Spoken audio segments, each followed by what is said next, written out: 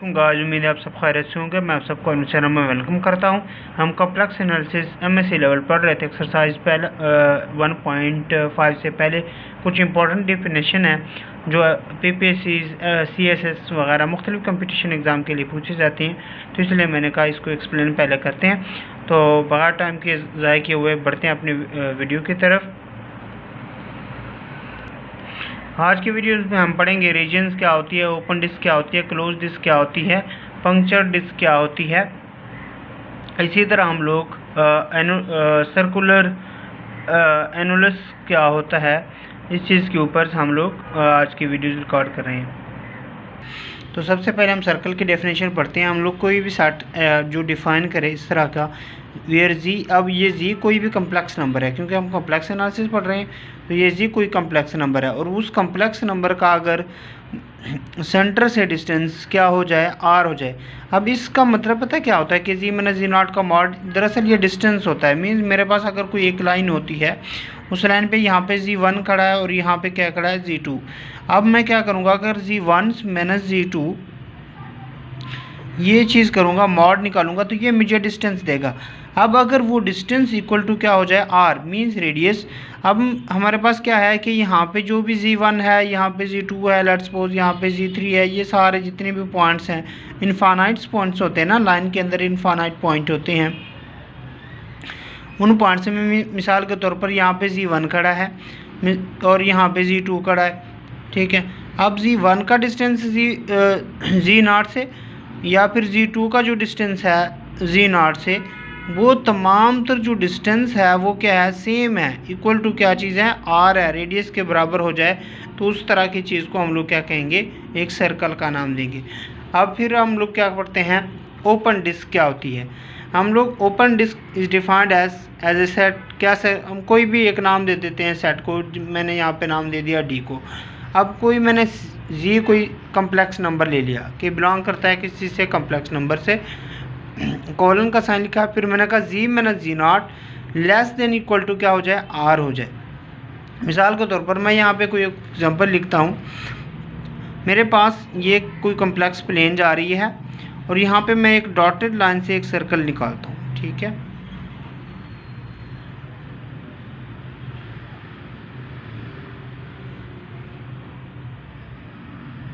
ये मेरे पास एक सर्कल बन गई है डॉटेड लाइन से। अब हमारे पास ये कोई कम्प्लेक्स नंबर है और ये उसका जो क्या है, कोई भी जी नॉट है, जी1 है, सेंटर है हमारे पास, और ये हमारे पास क्या है, एक रेडियस है। अब इस कम्प्लेक्स नंबर से इस नंबर को निकालूं, ठीक है। ये जो होती है ना, ये ऊपर जो लाइन होती है, जो डॉटेड लाइन है, ये बाउंड्री होती है। क्या होती है, बाउंड्रीज।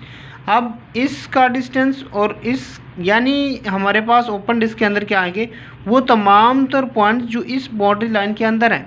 यानी यहाँ पे पॉइंट्स है, उसका डिस्टेंस लूँगा। अगर मैं यहाँ पे कोई पॉइंट्स का नाम दे देता हूँ जी1 का, तो क्या हो जाएगा, जी नॉट माइनस जी1 करूँगा, डिस्टेंस लूँगा, तो ये आर से हमारे पास क्या आ जाएगा, लेस नहीं आएगा।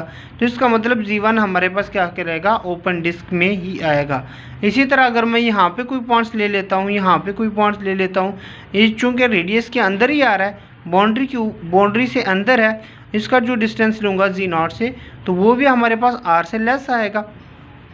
तो वो तमाम तर पॉइंट जो इस बाउंड्री के अंदर आएंगे, ये क्या आएंगे, इनको हम क्या नाम देंगे, ओपन डिस्क का नाम देंगे, जो कि मैंने यहाँ पे इसकी डेफिनेशन लिख दी।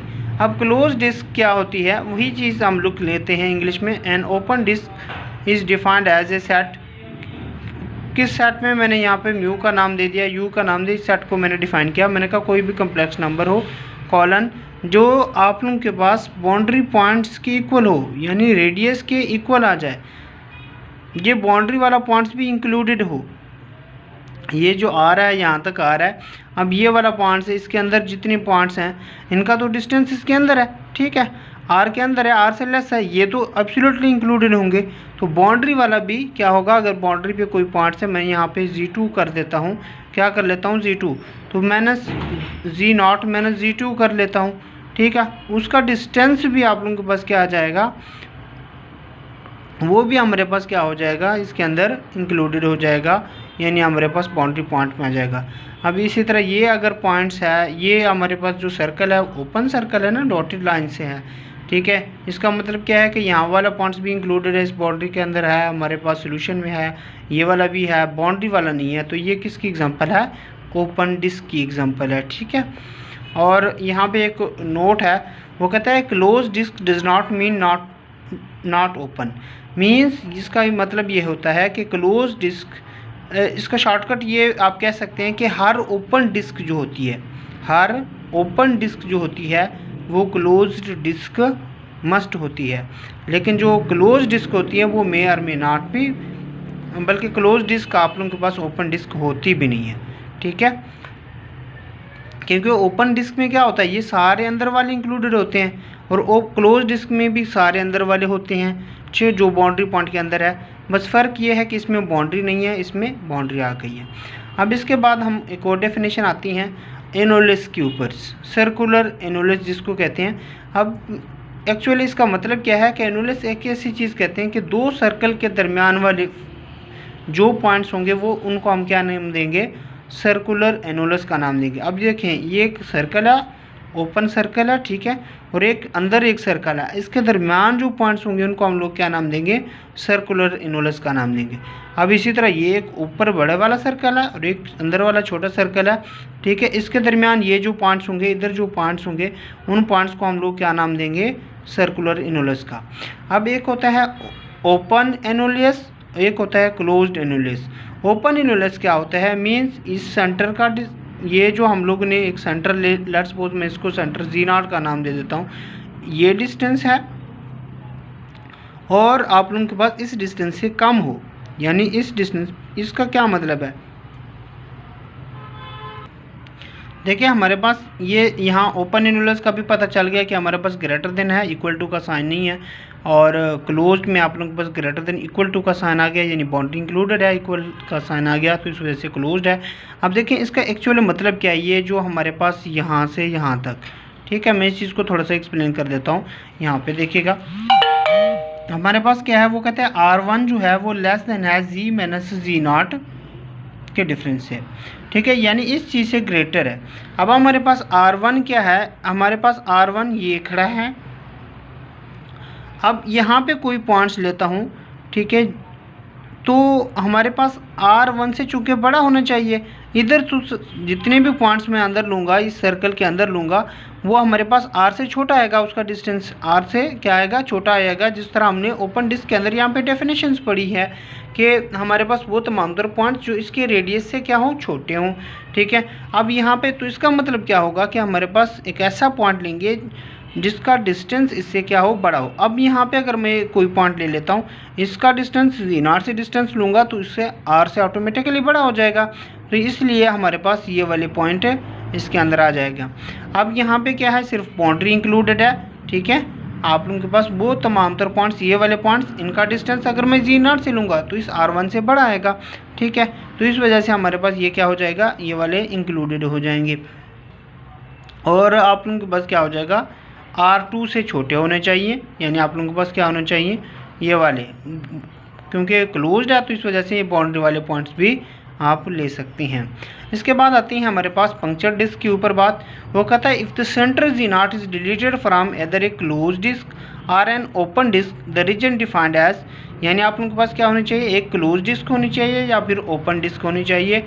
आप लोगों के पास कैसे कि 0 से ग्रेटर हो, आप लोगों के पास क्या होना चाहिए? 0 से greater, Z minus Z0 less than क्या होना चाहिए? Less than equal to R होना चाहिए। ये क्लोज डिस्क की डेफिनेशन थी ना, लेस देन इक्वल टू की। और जब आप लोगों के पास स्ट्रिक्टली लेस देन हो या स्ट्रिक्टली ग्रेटर देन का साइन हो, तो वो हमारे पास ओपन डिस्क के ऊपर बात होती है। अब यहाँ पे Z माइनस Z0, अब उसने पहले बात क्या है कि सेंटर एक्सक्लूड कर दो। अब यहाँ से हमारे पास क्या होता है, अगर मिसाल के तौर पर Z0 में यहाँ से एक्सक्लूड कर देता हूँ, या इस एग्जांपल्स को देख लें, ओपन डिस्क और क्लोज डिस्क के ऊपर बात करता है ना, तो हम इन एग्जांपल को एक्सप्लेन करते हैं। वो कहता है 0 से ग्रेटर हो और इसमें सेंटर ना हो, क्या हो? सेंटर ना हो। मीन्स आप लोगों के पास अगर मैं कोई Z माइनस Z0 ले लेता हूँ, यहाँ पे Z माइनस Z0 ले लेता हूँ, तो ये इक्वल टू क्या आ जाएगा? 0। अब ये क्लोज डिस्क में तो होगा, लेकिन आप लोगों के पास क्या होगा? इधर आप लोगों के पास पंक्चर डिस्क में ये नहीं होना चाहिए, क्योंकि अगर इक्वल टू का 0 हो गया तो वो कहता है इसका डिस्टेंस क्या होना चाहिए, 0 से ग्रेटर होना चाहिए। जिसका मतलब आप लोगों के पास यहाँ से Z0 नहीं काउंट करोगे, यहाँ वाले तमाम तर बाकी पॉइंट्स इसके काउंट करोगे।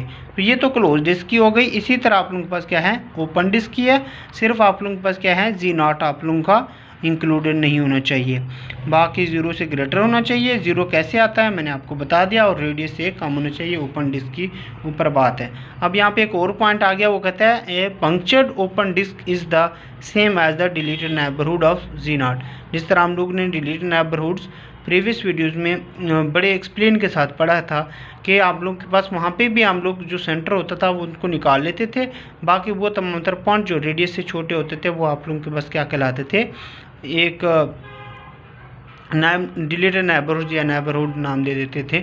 मैं अगर हमारी वीडियो आपको अच्छी लगी होगी तो हमारे चैनल को सब्सक्राइब कीजिएगा और अपने दोस्तों के साथ शेयर कीजिएगा। मिलते हैं इस तरह की नई वीडियो में।